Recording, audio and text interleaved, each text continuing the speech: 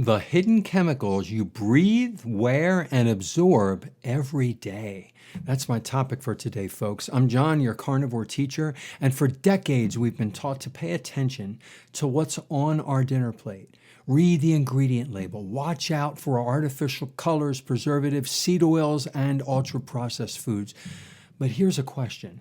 When was the last time you turned over a bottle of deodorant, shampoo, aftershave, or air freshener and asked yourself, what exactly am I putting on my body and breathing into my lungs every single day? Today I want to talk about informed consent.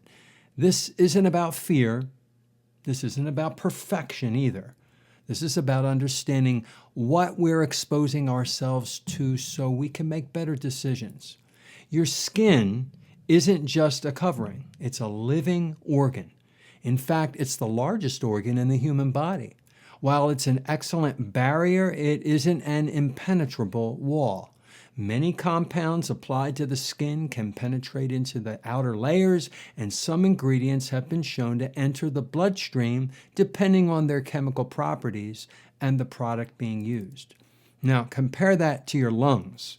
Every single breath you take exposes an enormous surface area, roughly the size of a tennis court. The lungs are designed for rapid absorption. Oxygen enters your bloodstream within seconds. So if something is floating in the air, there's a good chance you're inhaling it, at least some of it. Let's look at some of the biggest offenders. Deodorants and antiperspirants.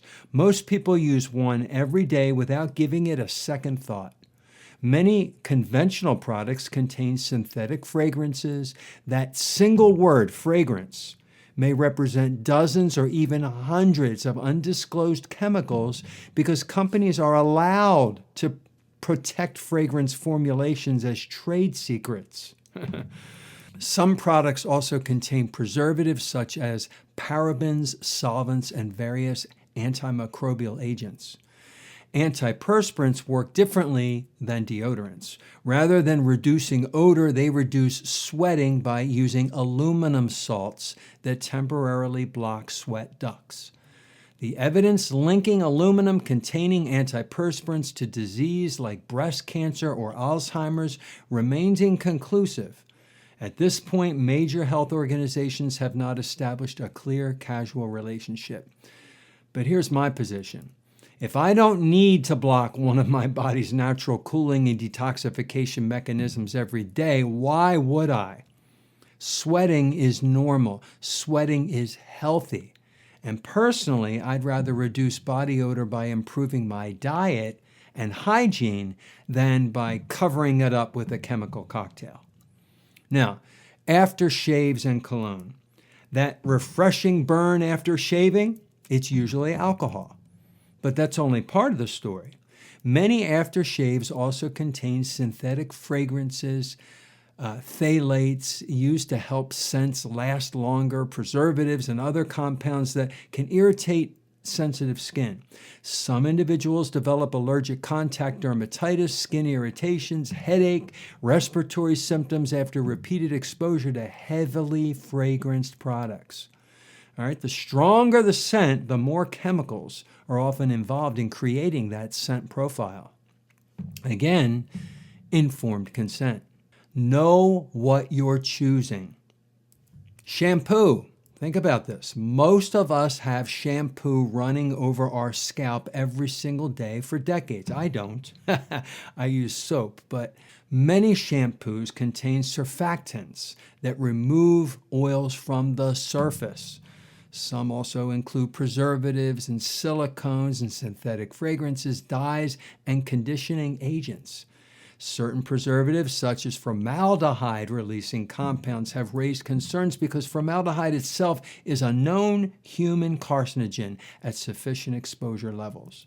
Not every shampoo contains these ingredients, but many conventional products still do. Are you reading the ingredient labels on your shampoo bottles? Most of us don't.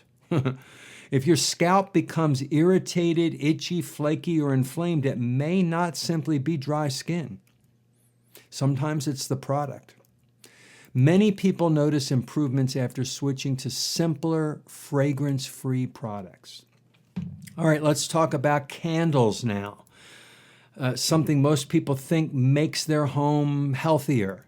Scented candles. Many are made from paraffin wax, which comes from petroleum. When burned, candles release ultrafine particles and volatile organic compounds, often called VOCs. Some scented candles also release fragrance chemicals into the indoor air. Now, are you going to become sick because you lit one candle? But if you're burning multiple candles every evening in a closed room year after year, that's a different conversation. Indoor air quality matters. The air inside our homes can sometimes contain higher concentrations of certain pollutants than the outside air. Air fresheners, that's another one. This one may surprise a lot of you. Air fresheners don't necessarily remove odors.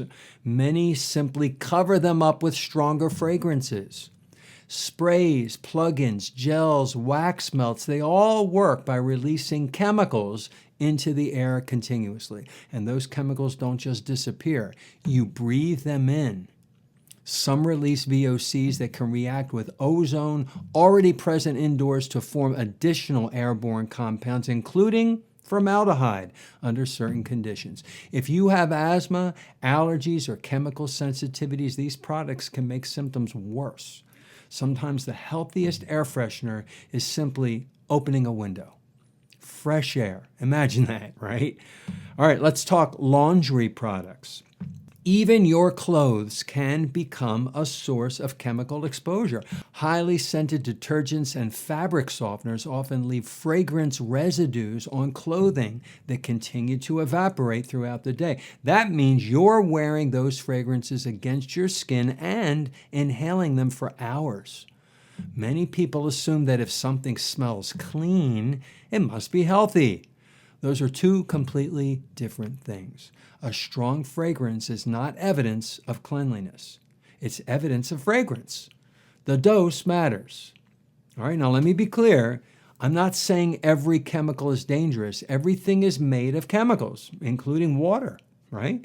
All right, I'm also not saying one application of deodorant or lighting one candle is going to harm you. That's not what the science says. What I'm saying is this. Small exposures accumulate over years. We don't just use shampoo.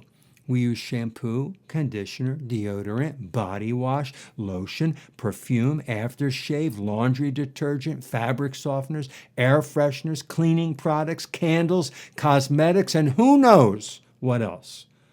It's the cumulative exposure that deserves our attention. My approach, my philosophy is simple. The fewer ingredients, the better. If I don't need something, I don't use it. I don't need my house to smell like a tropical rainforest. I don't need to smell like an artificial mountain breeze. I'd rather smell like a clean human being. Simple soap. I use beef tallow soap. Clean water, fresh air, good nutrition. Those things have served humanity for a very long time, and they don't cost much money, or any money at all out of it. The goal is not perfection. The goal is reducing unnecessary exposures whenever practical. Here are my final thoughts. Remember now, the companies making these products are in business to sell their products and make money. Their goal is to separate you from your wallet. Your goal is to make informed decisions. Read the ingredient list. Ask questions. Think critically. If you discover that a product contains ingredients you'd rather avoid, you have every right to choose an alternative. That's what informed consent is all about. You don't have to panic. You don't have to throw everything away today, but you should know what you're using, because once you know, you get to choose. If you found this helpful, click the thumbs up. Subscribe to my channel and click the bell icon. Leave me a question and I'll answer it for you in the comments. And share this video. We live in a world with chemicals all around us, and we can control much of it. Have a good day.